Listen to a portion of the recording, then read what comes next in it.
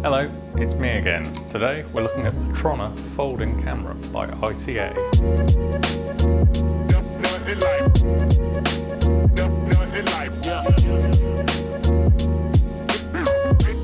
The camera was manufactured sometime between the 1920s and the 1930s. I can tell for two reasons.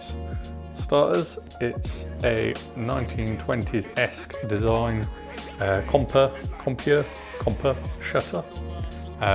And it was manufactured in East Germany or Dresden, and it's by a company called ICA. And what's quite interesting about ICA is that it was like a sort of conglomerate of a lot of other different camera manufacturers. So you might actually find some cameras not made by ICA. I'll get the name of the actual guy that designed this camera up in a second. But yeah, it was a conglomerate of basically a load of different camera manufacturers. And to a certain degree, I don't know if it was Zeiss that actually got involved with them, the sort of thing that sort of set it all up, but you'd find that a lot of the ICA cameras actually have Zeiss lenses on, like the early ones. Say for example, if this was made by Jim, whoever, before ICA, it wouldn't have a Zeiss lens, whereas the Trona 110 ICA model actually has a Carl Zeiss Tessar, what is it, 105mm lens, or centimeters here, because this is when everyone went a little bit crazy and wanted to decimalize again. The camera itself is a folding design, like so.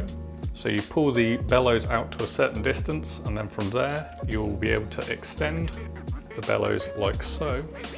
And you can use the focus chart on the side of the camera to let you know what focus distance you're at. This style of camera is actually not only just a folding camera, it's classified as a plate camera.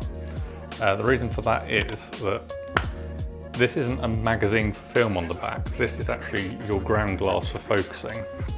So I'll try and get a close-up of that as well for this video. But basically you look through the ground glass to get focus, close it all up, take the ground glass off the back.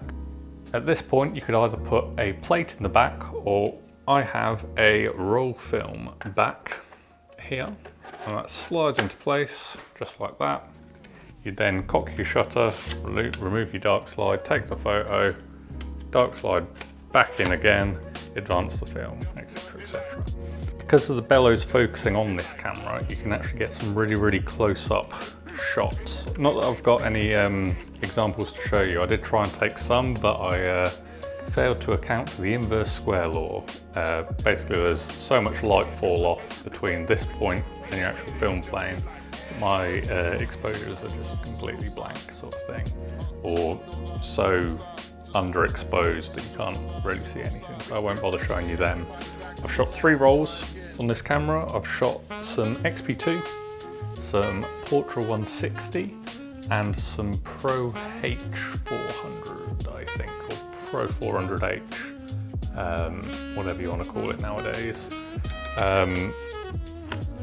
I've been most happy with the black and white. As it is quite an old camera, it does have a few quirks. So say for example the shutter speed dial, which is this one just on top here, it isn't in conventional stops as we know nowadays. So say for example a 15th of a second, a 30th of a second, a 60th of a second, 1/25th of a second.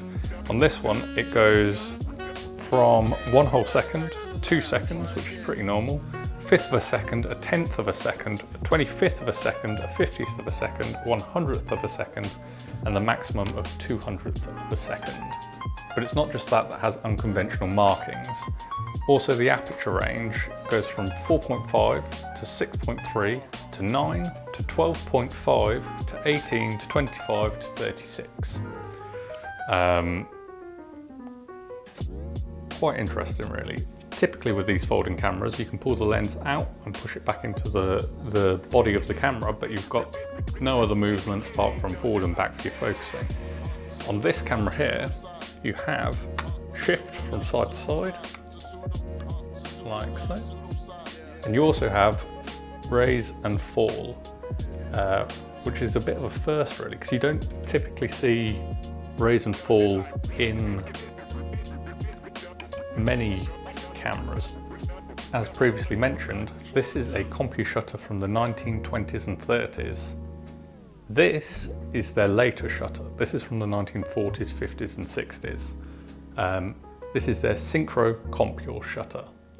Biggest difference on this is sort of more correct, well-known shutter speeds, plus the fact that they added a PC Sync connection.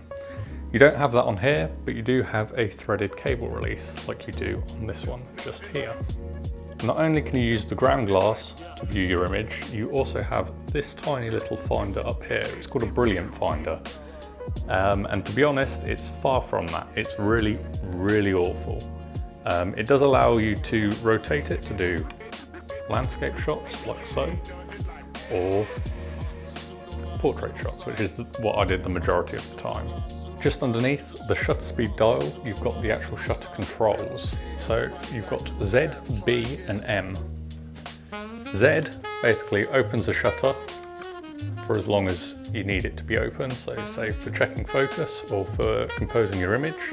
The modern day version of this would be like T on a large format lens sort of thing, just to keep the shutter open. Up on the little wheel you've got B, which stands for bulb mode, which I'm sure 99.9% of you would already know. On this one, you pull the shutter down, it stays open, you let go of the shutter, it closes again. Finally, you have M, which stands for manual. It's German, so it probably isn't bulb and manual, it's probably the German equivalent of. But on this mode, you actually have to cock the shutter first, much like that. Then you can fire. Lovely. There are 3 reasons why I chose to make this video. Number 1, the camera isn't really that well documented. I can't really find too much information on it online. I mean, I can find semi-related manuals. Zeiss did have, I think it was like an icon, Zeiss icon version of this, but I can't actually find a physical or digital version of the ICA camera manual anywhere. Number 2, it's interesting lens controls such as the rise and fall and the left and right. And then finally is actually because of the lens itself.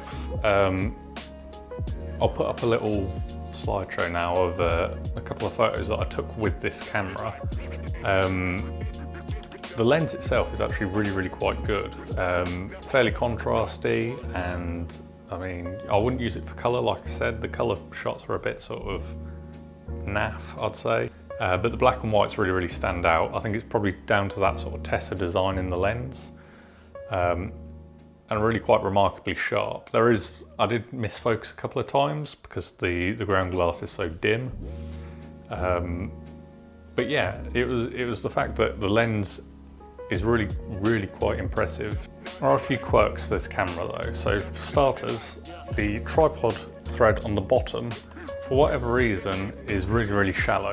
So it won't screw down to a plate correctly. So I had to screw into the side and actually have it off of my tripod head. So say that's upwards, I have to have it at 90 degrees to actually take photos with.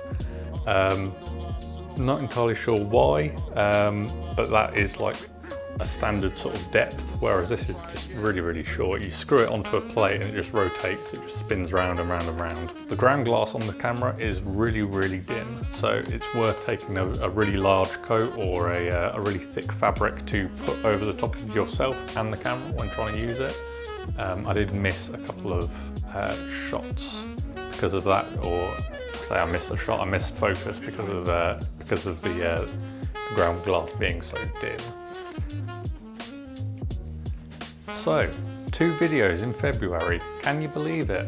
Whoa, crazy. You've got a video coming next month in March. Hopefully I might release another one then. I'm thinking of doing a darkroom episode for that, which should be quite interesting. Bearing in mind that that's something that I've been doing quite a lot recently in regards to printing, that is.